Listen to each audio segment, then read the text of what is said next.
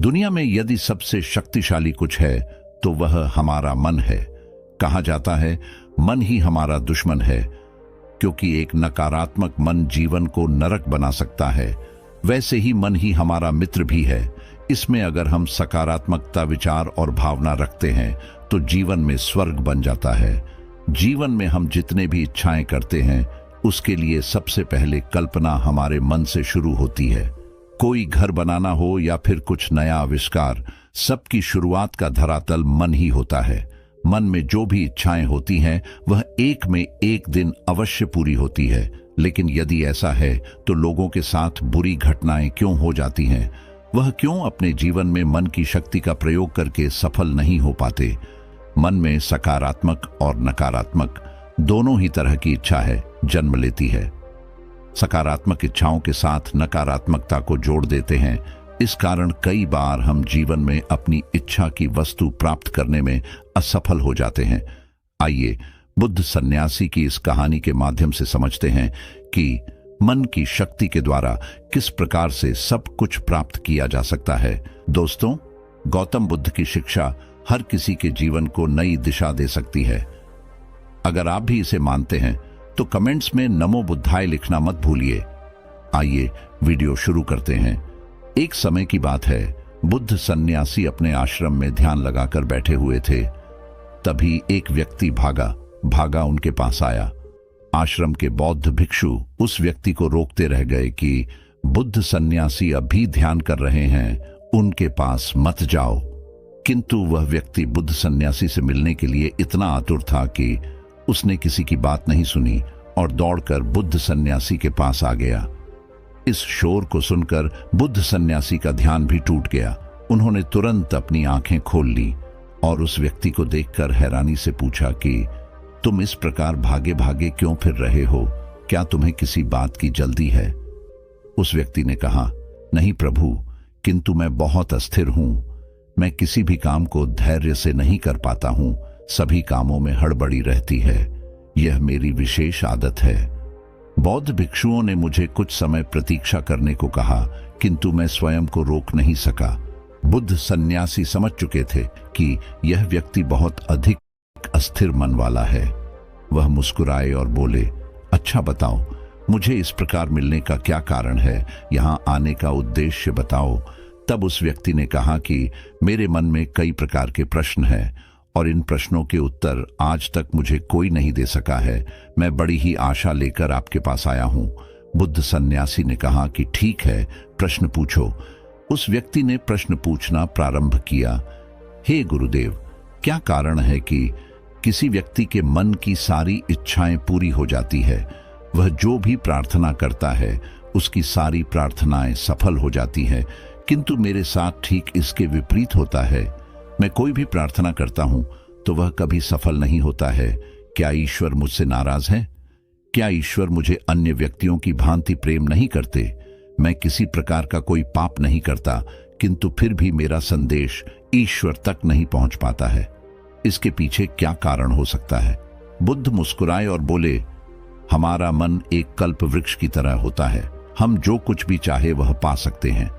हमारे मन के पास इतनी शक्ति है, किंतु विशेष बात यह है कि हमारे अंदर यह स्पष्ट नहीं हो पाता है कि हमें चाहिए क्या। शास्त्रों में मनुष्य के मन को मरकट भी कहा जाता है।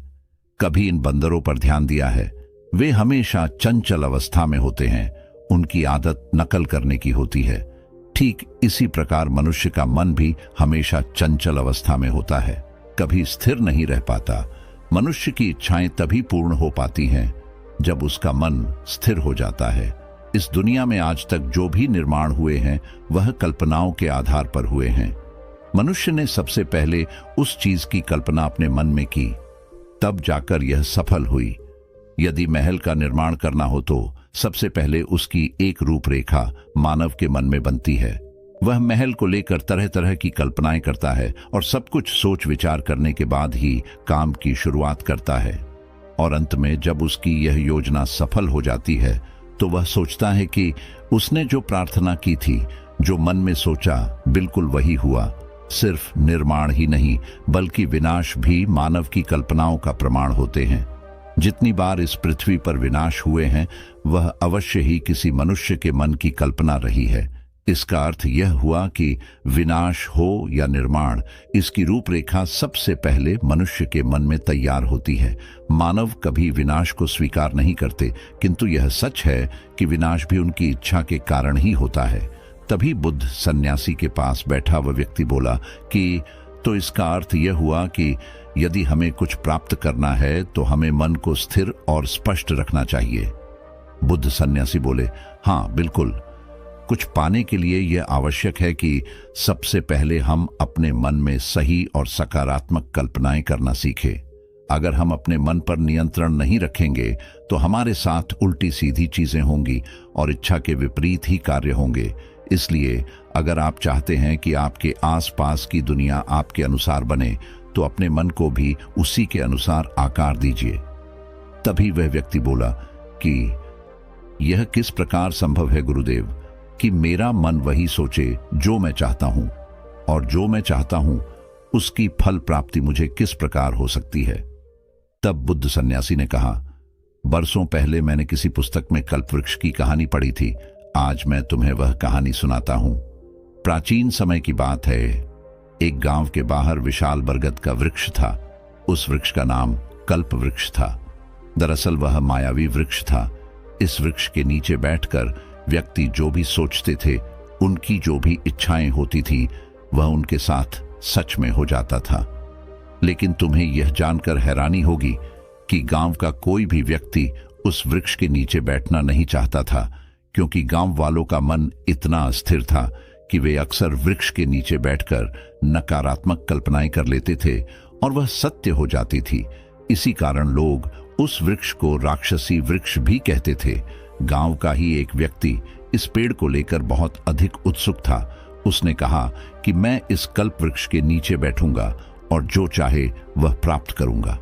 एक दिन वह पेड़ के नीचे जाकर बैठ गया। उसने सभी सकारात्मक बातें सोची।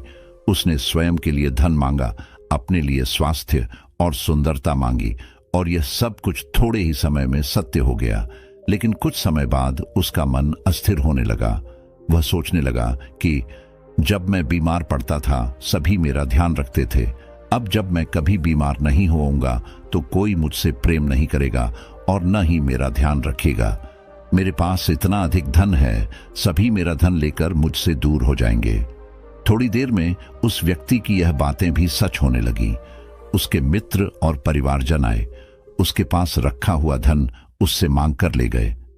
इस प्रकार व्यक्ति ने वहां बैठे बैठे कई नकारात्मक बातें सोची और वह सब कुछ सत्य होने लगा। अंत में व्यक्ति उसी कल्प वृक्ष के नीचे बैठे बैठे मर गया। उसने अपनी मृत्यु की कल्पना भी इसी वृक्ष के नीचे बैठकर कर ली थी। उस व्यक्ति की मृत्यु के पश्चात वह पेड़ वहां से गायब हो गया। कहानी का सार यह है कि यह कल्प वृक्ष हमारा मन है। हम जिस प्रकार सोचेंगे हमारे साथ वही घटनाएं घटित होगी। बुद्ध सन्यासी के पास बैठा व्यक्ति बहुत ही ज्यादा ध्यान लगाकर उनकी बातें सुन रहा था। बुद्ध सन्यासी आगे कहते हैं, अगर तुम अपने मन को व्यवस्थित रखो तो तुम्हारे आसपास सब कुछ व्यवस्थित होगा। तुम्हारा मन, शरीर और सारी ऊर्जाएं एक व्यवस्थित प्रणाली के अंतर्गत कार्य करेंगी। कुछ प्राप्त करने के लिए 4 आयामों पर कार्य करना आवश्यक है। जब आपके चारों आयाम भौतिक शरीर, मन, भावनाएं और ऊर्जा एक दिशा में व्यवस्थित होकर कार्य करने लग जाती हैं, तो आपके लिए कुछ भी प्राप्त करना बेहद आसान हो जाता है। संभव है कि यदि तुम क्रिया करो तो तुम्हारी कल्पनाएं जल्द ही सच में बदल जाएं, किंतु यदि यह 4 आयाम अपना कार्य करने लगे तो बिना क्रिया किए भी तुम वह सब कुछ पा सकते हो जो तुम चाहते हो। मन के साथ एक बहुत ही विकट समस्या होती है। यह हर समय अपनी दिशा बदलती रहती है। आप जाना दूसरी दिशा में चाहते हैं, जबकि यह आपको ले जाती है किसी अन्य दिशा में। इस प्रकार के भटके हुए मन के साथ मंजिल तक पहुंचना काफी मुश्किल होता है, लेकिन उन 4 आयामों को व्यवस्थित करना आपका काम है। आप ऐसा करने में सफल होते हैं तो आप स्वयं भी कल्प वृक्ष बन सकते हैं और जो चाहे सब कुछ प्राप्त कर सकते हैं। जब सभी इच्छाएं पूर्ण हो जाएंगी तो जीवन का कोई उद्देश्य ही नहीं बचेगा। जरा सोचो, आज तक तुमने जो भी इच्छाएं की हैं, जिन जिन लोगों से प्रेम किया है, वह सभी तुम्हारे आसपास हो, तब क्या तुम शांति और सुकून से रह पाओगे? क्या सभी इच्छाएं पूर्ण हो जाने के बाद तुम्हारे जीवन में शांति आएगी? बिल्कुल नहीं। जीवन में हमेशा कोई ना कोई उद्देश्य होना चाहिए। दरअसल जो शक्ति, जो आकर्षण का नियम मानव के लिए वरदान के रूप में कार्य करता, वह आज अभिशाप बन चुका है।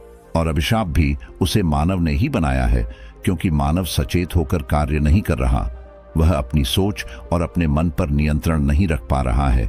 इसलिए जब उसके साथ अप्रिय घटनाएं होती हैं, तब वह ईश्वर को दोष देता है, जबकि ऐसा नहीं होना चाहिए।